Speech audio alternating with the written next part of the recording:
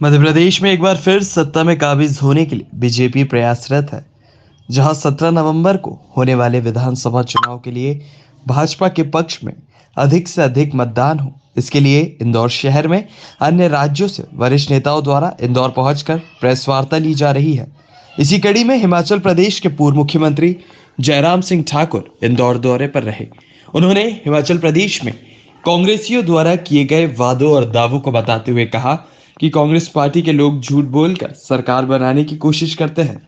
उन्होंने इस दौरान कमलनाथ की 18 महीने की सरकार का जिक्र किया और कहा कि जो कांग्रेस ने वादे किए थे वे वादे पूरे नहीं हुए, लिहाजा इस बार जनता प्रदेश में बीजेपी को ही चुनेगी और भारी बहुमत से बीजेपी फिर सरकार बनाएगी। वह हिमाचल प्रदेश के पूर्व मुख्यमंत्री जयराम ठाकुर ने मीडिया के सवालों के जवाब भी दिए। देंगे 300 यूनिट बिजली फ्री देने की जो बात कही थी, मैं उसके सिलसिले में ये कहना चाहूंगा कि भारतीय जनता पार्टी की सरकार हिमाचल प्रदेश में 5 वर्षों तक रही, लेकिन 5 वर्षों में हमने कोई गारंटी नहीं दी थी। लेकिन उसके बावजूद हिमाचल पावर सरप्लस स्टेट है और हिमाचल प्रदेश में हमने 125 यूनिट बिजली फ्री देने का निर्णय हमारी सरकार ने किया था। वो आज भी बदस्तूर चल रहा है। लेकिन 11 महीने की हिमाचल प्रदेश में कांग्रेस पार्टी की सरकार का कार्यकाल जो बीतने के बावजूद भी अभी तक बिजली फ्री नहीं दी गई, एक भी यूनिट नहीं दिया गया। और उसके अतिरिक्त में ये भी मैं कहना चाहता हूं कि उल्टी बिजली की दरों में बहुत बड़ी बढ़ोतरी वहां पर कर दी, यानी कि ये भी एक बहुत बड़ी उनकी जो गारंटी थी जो सत्य साबित नहीं हुई, झूठ बोला। ये आपके सामने हम आपको बता रहे हैं। और इसके साथ साथ मैं ये भी कहना चाहूंगा कि हिमाचल प्रदेश में हमने अपनी सरकार के दौरान कभी कमिटमेंट नहीं की थी, कोई गारंटी नहीं दी थी। लेकिन हिमाचल प्रदेश में हमने तय किया कि महिलाओं की आबादी कुल आबादी का आधा हिस्सा है, तो इसलिए बसों में आने जाने का किराया महिलाओं का आधा होगा। हमने बिना गारंटी के अपनी बात को पूरा किया। लेकिन यहां गारंटी दी कि 1500 रुपए आपके खाते में आएंगे, और 1500 रुपए आपके खाते में आएंगे। और आएंगे कब? कैबिनेट की पहली बैठक में पहला निर्णय ये होगा, उस दृष्टि से उन्होंने कहा था। लेकिन वो अभी तक भी हुआ नहीं है हिमाचल प्रदेश में। और इसके अलावा अगली गारंटी का मैं जिक्र करूंगा। जिक्र किया कि हिमाचल प्रदेश में 5 सालों में 5 लाख बेरोजगारों को रोजगार दिया जाएगा। कैबिनेट की पहली बैठक में 1 लाख बेरोजगारों को नौकरियां निकाली जाएंगी, और नौकरियां दे करके उन नौकरियों को पूरा करने के बाद फिर दूसरी साल फिर 1 लाख, फिर तीसरी साल फिर 1 लाख, और इस प्रकार से 5 सालों में 5 लाख नौकरी देने का वादा किया था। लेकिन हकीकत आज आपके सामने मैं बताना चाह रहा हूं कि हिमाचल प्रदेश में अभी 11 महीने में एक भी आदमी को, एक भी बेरोजगार को सरकारी नौकरी नहीं दी गई। ये हकीकत वहां हिमाचल प्रदेश की है। यानी कि फिर से झूठ बोल करके उन्होंने नौजवानों को गुमराह किया। और उल्टा हिमाचल प्रदेश में एक परिस्थिति इस प्रकार की आई कि जो आउटसोर्स पे लगे हुए कर्मचारी थे, 10,000 कर्मचारियों को नौकरी से निकाल दिया गया। यहां तक के जो कोविड के दौरान जिन बच्चों को हमने उस संकट की घड़ी में रखा था, जब परिवार के लोग भी, परिवार के सदस्य जो बीमार होते थे उनके पास मिलने से परहेज करते थे, इन बच्चों ने अपनी जिंदगी को जोखिम में डाल करके उनकी सेवा की, दवा दी, पानी पिलाया, खाना खिलाया। और यहां तक कि किसी व्यक्ति की अगर दुखद मृत्यु भी हुई तो उन लोगों ने उनका अंतिम संस्कार तक किया, उनको भी निकाल दिया।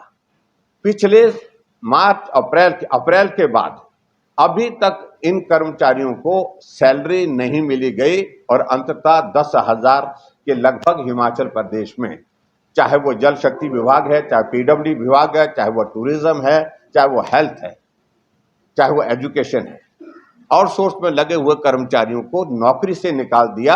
यानी कि जहां 5 लाख नौकरी देने का वादा किया था 5 साल में, और 1 साल में 1 लाख नौकरी देने का वादा किया था कांग्रेस पार्टी ने, वो झूठी गारंटी अब नौजवानों को समझ में आ गई। और इस तरह से हिमाचल प्रदेश में जो गारंटियों का जिक्र जिस प्रकार से किया था, आज लोग उनसे पूछ रहे हैं कि आपने जो झूठी गारंटी दी थी, आपने वादा किया था कि हिमाचल प्रदेश में आप नौकरियां देंगे, बेरोजगारों के साथ न्याय करेंगे, उस न्याय का क्या हुआ? ये बहुत बड़ा प्रश्न आज हिमाचल प्रदेश में पूछा जा रहा है। मुकाबला नहीं कर पाती, पहली बात। दूसरी बात, आपने ओल्ड पेंशन स्कीम का वो हर जगह गारंटी दे रहा हम ओल्ड पेंशन स्कीम लागू करेंगे, उसका अर्थव्यवस्था में कितना भार पड़ता है ये आप ही जानते हैं। तो क्या ये व्यवहारिक रूप से संभव है ओल्ड पेंशन स्कीम लागू करना? देखिए, एक बात को लेकर के मैं पहली बात, एक तो जहां झूठा प्रचार हो रहा है और झूठे प्रचार में जनता भ्रमित ना हो, ये हमारा दायित्व बनता लोकतांत्रिक व्यवस्था के अंतर्गत कि हम उसका पटाक्षेप करें, उसका पर्दाफाश करें। और उसी दृष्टि से मैं आप सबके बीच में यहाँ पर हूँ कि हिमाचल प्रदेश में उन्होंने झूठ बोला और मैं सिर्फ उसी बात को लेकर के आप सबके बीच में बात करने के लिए आया हूँ। और झूठ की हकीकत यह है कि 1 साल बीतने के बावजूद भी कुछ नहीं हुआ। जो बोला था सबका सब झूठ बोला। दूसरा पार्ट आपका जो ओपीएस से संबंधित है, और उस पर भी मैं आप सबके बीच में ये कहना चाहूंगा, अभी तक ओपीएस के सिलसिले में हिमाचल प्रदेश में ऑप्शंस मांगे जा रहे हैं और जो पैसा कटता है, जो पीएफआरडीए में जाता है, उस पैसे को वो क्लेम कर रहे हैं कि ये पैसा जो है वो प्रदेश सरकार को वापस दिया जाए। जो पीएफआरडीए ने बड़ा स्पष्ट कहा है कि ये पैसा स्टेट गवर्नमेंट को नहीं दिया जा सकता है, ये इंडिविजुअल उस कर्मचारी का पैसा है, उसी को जाएगा। लेकिन इस तरह से सबसे बड़ी बात तो जब एमओयू में एंटर किए हैं, यहाँ पर मुझे मालूम नहीं कब हुए, हिमाचल प्रदेश में ओपीएस जो है 2003 में जो है कांग्रेस की ही गवर्नमेंट में लागू हुआ था। मतलब ओपीएस से एनपीएस में जब आए थे तो 2003 में जब कांग्रेस की सरकार थी, वीरभद्र सिंह जी वहां पर मुख्यमंत्री थे, वही थे। जब एक बार आप एमओयू में केंद्र सरकार के साथ एंटर कर चुके हैं तो आपकी कमिटमेंट है, और जो पैसा जो वापिस मांग रहे हैं वो मार्केट में अलग टर्म्स एंड कंडीशन के साथ इन्वेस्ट किया हुआ होता है, या फिर आरडीए का मानना यह है। तो ऐसे में मुझे सिर्फ यही कहना है कि उसका जो फाइनेंशियल इम्पैक्ट जो आएगा वो बहुत ज़्यादा आएगा, और ऐसे में डेवलपमेंट के काम प्रभावित निश्चित रूप से होंगे।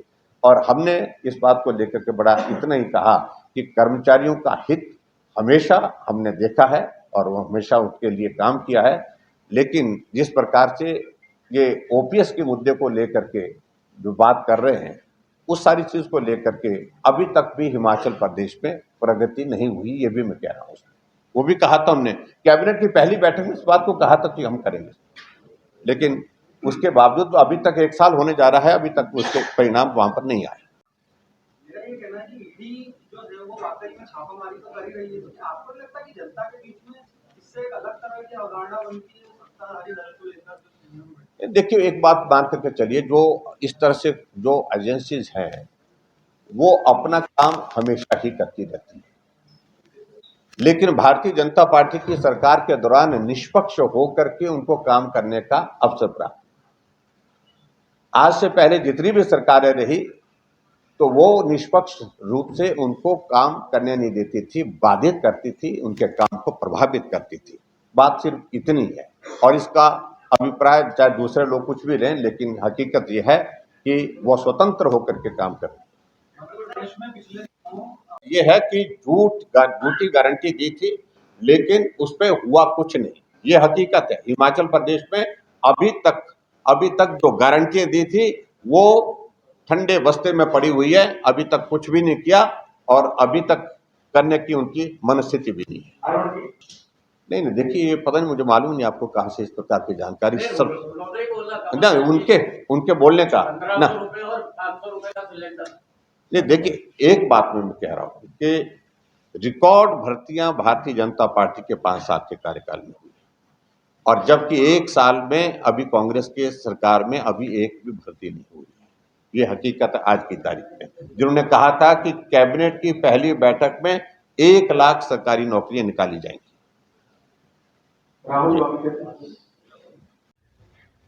देखिए, बीजेपी ने कभी भी इस प्रकार से अडानी को सपोर्ट किया है ऐसा तो कभी दिखा नहीं है। एक बात बड़ी साफ बात है, लेकिन दूसरी बात मैं ये जरूर कहना चाहूँगा कि उनके पास जब मुद्दे ही कोई नहीं बचे, एकमात्र मुद्दा पकड़ करके जिसको वो चलाने का प्रयत्न करते हैं, ये मुद्दे को उनने एक बार नहीं अनेकों बार चलाने की कोशिशें की, लेकिन सफल नहीं हो पाए। लोग इन सारी चीजों पर ना विश्वास करते हैं, ना विचार करते हैं।